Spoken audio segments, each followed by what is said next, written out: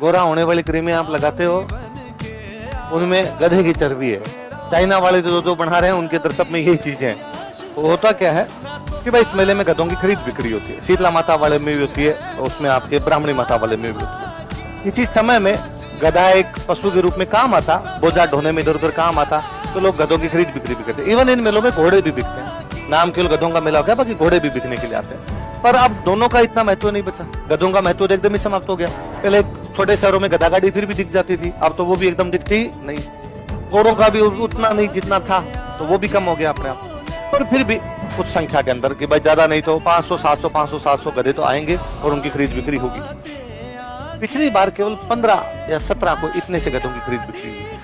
तो राजस्थान सरकार का ध्यान गया बाकायदा इस बार इतने कम कैसे। एक कलेक्टर से रिपोर्ट मांगी गई, जयपुर कलेक्टर से, इस बार खरीद बिक्री कम कैसे हुई है। फाइनली जो रिपोर्ट आई ना वो ये थी कि गधों की संख्या कम हो गई।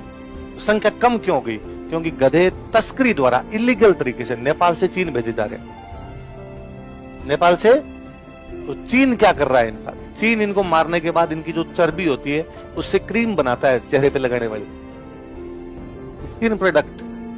गोरा होने वाली क्रीमें आप लगाते हो, उनमें गधे की चर्बी है।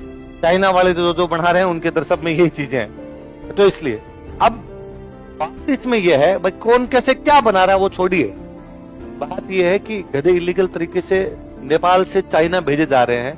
तो कल को गधों के साथ कुछ और भी चीजें भेज दी तो इलीगल हथियार भेज दिए, करेंसी भेज दी, उधर से कुछ भी आ गया, इसका मतलब तो बॉर्डर सिक्योरिटी का मामला है ना।